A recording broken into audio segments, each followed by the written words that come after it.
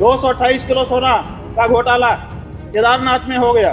कौन जिम्मेदार है? क्यों इस बारे में जांच नहीं होती है? क्यों भाई इस बारे में निर्णय नहीं होता है? और अब आप कहेंगे हम दिल्ली में ही केदारनाथ बना लेंगे, ये नहीं हो सकता। प्रतीकात्मक केदारनाथ नहीं बन सकता है। हमारे यहाँ शिव पुराण में 12 ज्योतिर्लिंग का व्याख्यान किया गया है। बताया गया है कि 12 ज्योतिर्लिंग होते हैं। 12 ज्योतिर्लिंगों के जहाँ नाम बताए गए हैं वहीं पर उनका पता भी बता दिया गया है। और ये कहा गया है जैसे सौराष्ट्र सोमनाथम, पहले कहा सौराष्ट्र माने पता, उसके बाद कहा सोमनाथ। उसी तरह से केदारम हिमवत पृष्ठे, जो केदार है वो हिमालय के पृष्ठभाग में है, माने हिमालय में केदार है। तो आप दिल्ली में कहाँ से ला के रख दोगे केदार को? तो ठाकरे जी के साथ विश्वासघात हुआ है। अब इसी में आप समझ लीजिए, ये बीजेपी ने किया है। पूरे महाराष्ट्र की जनता इस बात से पीड़ित है। सबके मन में इस बात का दर्द है। चुनाव में इस बात का पता भी चल चुका है। अब तो ये बात प्रमाणित हो चुकी है कि महाराष्ट्र की जनता इस बात को मानती है कि उद्धव ठाकरे जी के साथ विश्वासघात हुआ है। और ये ठीक नहीं है। ये जनता का भी अनादर है। जनता जिसके लिए बहुमत देती है उसको उसके समय तक के लिए बनाए रखना चाहिए। भाई बहुत सारी राजनीतिक वजह हैं। हमारे सभी जो हमारे धर्म स्थान हैं वहाँ पर राजनीति वाले प्रवेश कर रहे हैं। और अब हमारे धर्म स्थान में जहाँ प्रवेश करने में दिक्कत हो रही है, आप केदारनाथ में देखिए 228 किलो सोने का घोटाला हो गया। आप पत्रकार लोग क्यों नहीं उठाते हो? केदारनाथ में देखिए 228 किलो सोने का घोटाला हो गया। आप पत्रकार लोग क्यों नहीं उठाते हो? तो जब वहाँ पर घोटाला हो गया तो अब आप दिल्ली में केदारनाथ बना लोगे, वहाँ पर फिर दूसरा घोटाला करोगे। 228 किलो सोना केदारनाथ से गायब कर दिया गया। ये कहाँ का नियम है? क्यों नहीं उठाते हो प्रेस वाले इस बात को? आज तक कोई जांच तक नहीं बैठाई गई। 228 किलो सोना का घोटाला केदारनाथ में हो गया। कौन जिम्मेदार है? क्यों इस बारे में जांच नहीं होती है? क्यों भाई इस बारे में निर्णय नहीं होता है? और अब आप कहेंगे हम दिल्ली में ही केदारनाथ बना लेंगे, ये नहीं हो सकता। भास्कर और अन्य मीडिया संस्थानों की रिपोर्ट है।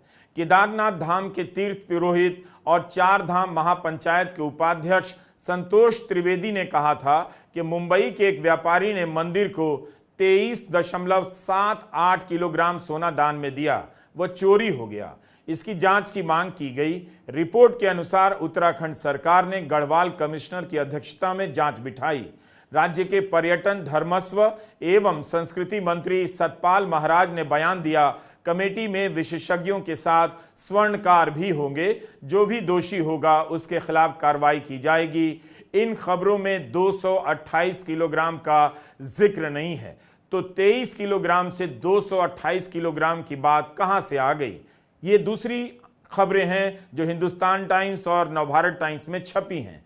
केदारनाथ मंदिर गर्भगृह से सोना गायब, आरोपों की उच्च स्तरीय जांच के आदेश। मंत्री बोले हम सच जानना चाहते हैं। हिंदुस्तान टाइम्स और नवभारत टाइम्स की खबर है कि केदारनाथ मंदिर के वरिष्ठ पुजारी संतोष त्रिवेदी ने मंदिर में हुए सोने की परत चढ़ाने के कार्य में अनियमितताओं का आरोप लगाया है। त्रिवेदी 4 धाम महापंचायत के वाइस चेयरमैन हैं। इन्होंने आरोप लगाया कि केदारनाथ में सोने की परत चढ़ाने के काम में 125 करोड़ से भी ज्यादा का घपला हुआ है और सोने के बजाय पीतल की परत चढ़ा दी गई है। उन्होंने यह भी कहा कि मंदिर के प्रबंधन से जुड़े कई व्यक्ति इस सोने की परत चढ़ाने के प्रस्ताव से सहमत नहीं थे, क्योंकि यह परंपरा सम्मत नहीं है। बद्रीनाथ केदारनाथ मंदिर समिति ने तब जवाब में इन आरोपों को खारिज करते हुए कहा था कि तुच्छ राजनीतिक लाभ के लिए लोग अफवाह उड़ा रहे हैं और वे केदारनाथ धाम की छवि बिगाड़ना चाहते हैं। समिति ने यह भी कहा कि सोने की परत चढ़ाने का काम आर्कियोलॉजी। इस बोर्ड पर लिखा है, श्री केदारनाथ धाम दिल्ली ट्रस्ट मुख्य अतिथियों का स्वागत करता है। इस पर उत्तराखंड के मुख्यमंत्री पुष्कर सिंह धामी की तस्वीर है और बीजेपी के अन्य नेताओं की, सांसद मनोज तिवारी की भी।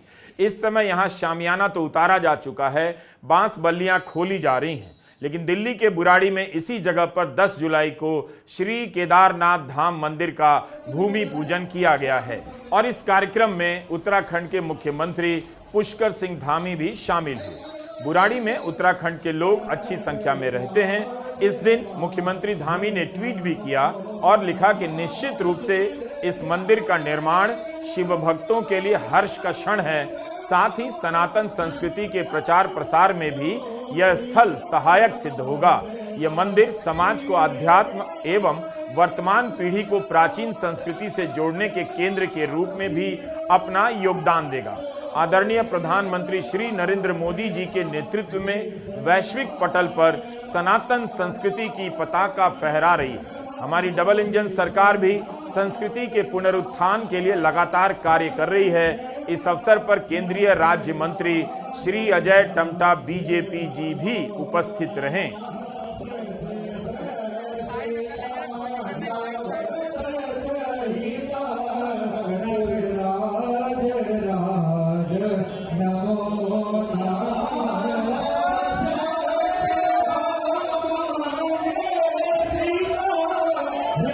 सुरेंद्र रौतेला ने कहा, और जो कि छपा है, कि बाबा केदारनाथ धाम के दर्शन 6 महीने बर्फ के चलते नहीं हो पाते हैं।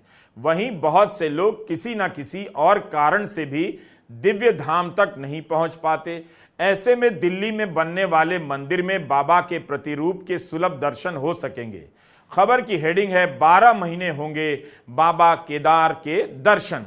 यह जागरण की 10 जुलाई की खबर है। इसकी हेडिंग में केदारनाथ मंदिर लिखा है। इस खबर में मुख्यमंत्री पुष्कर सिंह धामी का बयान छपा है कि बुराड़ी की पावन धरती में उत्तराखंड और सनातन संस्कृति के मूल परिचायक बाबा केदारनाथ जी का धाम हमारी संस्कृति और आस्था का आधुनिक प्रतीक बनेगा। उन्होंने कहा कि बुराड़ी क्षेत्र में बन रहे केदारनाथ धाम पूरी मानवता को प्रेरणा देने का काम करेगा। इसी को लेकर शंकराचार्य स्वामी अभिमुक्तेश्वरानंद ने सवाल उठा दिया है। प्रतीकात्मक केदारनाथ नहीं बन सकता है। हमारे यहाँ शिव पुराण में 12 ज्योतिर्लिंग का व्याख्यान किया गया है। बताया गया है कि 12 ज्योतिर्लिंग होते हैं। 12 ज्योतिर्लिंगों के जहाँ नाम बताए गए हैं वहीं पर उनका पता भी बता दिया गया है। और ये कहा गया है, जैसे सौराष्ट्र सोमनाथम, पहले कहा सौराष्ट्र माने पता, उसके बाद कहा सोमनाथ, उसी तरह से केदारम हिमवत पृष्ठे, जो केदार है वो हिमालय के पृष्ठभाग में है, माने हिमालय में केदार है। तो आप दिल्ली में कहाँ से ला के रख दोगे केदार को? जब पता साफ साफ बताया गया है कि ये यहाँ लोकेटेड है, तो आप उसका लोकेशन क्यों बदलना चाहते हैं? क्यों जनता को भ्रम में डालना चाहते हैं?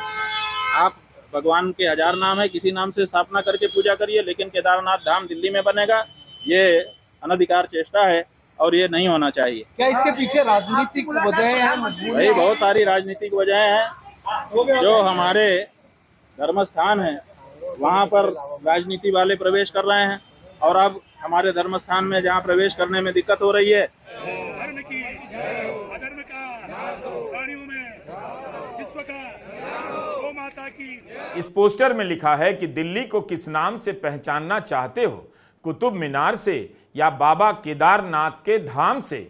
इसी पोस्टर पर नीचे लिखा है अब केदारनाथ धाम दिल्ली में। इस दूसरे पोस्टर में लिखा है अक्षरधाम हो या केदारनाथ धाम, अब दिल्ली होगी सनातन के नाम। इस पोस्टर को देखिए, अयोध्या भी सजा दी है, काशी भी सजा दी है, अब दिल्ली की बारी है, बोलो जय केदारनाथ धाम। इस तरह के पोस्टरों में भक्ति भाव की जगह राजनीतिक भाव ही ज्यादा दिखाई दे रहा है। अगर यह धाम नहीं है तो फिर इन पोस्टरों में मंदिर और धाम में फर्क क्यों नहीं किया गया है? इन पोस्टरों की भाषा भले ही उत्तराखंड की सरकार इस प्रोजेक्ट से खुद को अलग बताए, मगर इन पोस्टरों की भाषा बीजेपी की राजनीतिक भाषा से मिलती जुलती है। हर पोस्टर में फोन नंबर दिया गया है, लिंक दिया गया है। जाहिर है इसका संबंध चंदे से भी हो सकता है। ट्रस्ट का नाम भी केदारनाथ धाम है, मंदिर नहीं है। ट्रस्ट की रिफंड पॉलिसी भी है जिसमें बाकायदा बताया गया है कि किस तरह के केस में रिफंड नहीं दिया जाएगा। देखिए, मैं आपके माध्यम से स्पष्ट करना चाहूंगा कि दिल्ली में किसी केदारनाथ धाम ट्रस्ट द्वारा जो मंदिर निर्माण प्रस्तावित किया गया है उसमें प्रदेश सरकार का किसी प्रकार का कोई संबंध नहीं है, और न ही प्रदेश सरकार द्वारा किसी प्रकार का कोई आर्थिक सहयोग प्रदान किया गया है। माननीय मुख्यमंत्री जी इस प्रस्तावित मंदिर के शिलान्यास कार्यक्रम में सम्मिलित हुए थे। इसके लिए माननीय मुख्यमंत्री जी से कुछ साधु संतों ने, कुछ जनप्रतिनिधिगणों ने अनुरोध किया था, और माननीय मुख्यमंत्री जी एक धार्मिक कार्यक्रम के नाते इस समारोह में वो सम्मिलित हुए थे। लेकिन प्रदेश सरकार का इस मंदिर के निर्माण से किसी प्रकार का कोई संबंध नहीं है। मैं आपके माध्यम से यह भी अवगत कराना चाहूंगा कि हमारे पास कतिपय ऐसी भी शिकायतें आई हैं कि कुछ व्यक्तियों द्वारा केदारनाथ अथवा बद्रीनाथ के नाम पे ट्रस्ट अथवा संस्थाएं गठित करके श्रद्धालुओं से दान चंदा एकत्र किया जा रहा है। धर्मशालाओं के निर्माण के नाम पे, हॉस्पिटल के निर्माण के नाम पे, मंदिरों के निर्माण के नाम पे। इसके अलावा कुछ ऐसे भी मामले सामने आए हैं कि कुछ व्यक्तियों द्वारा ऐप बना करके और उनमें केदारनाथ और बद्रीनाथ धाम में ऑनलाइन पूजाएं संपादित करने के नाम पर श्रद्धालुओं से पैसा एकत्र किया जा रहा है। हम ऐसे सभी मामलों का विधिक परीक्षण करा रहे हैं।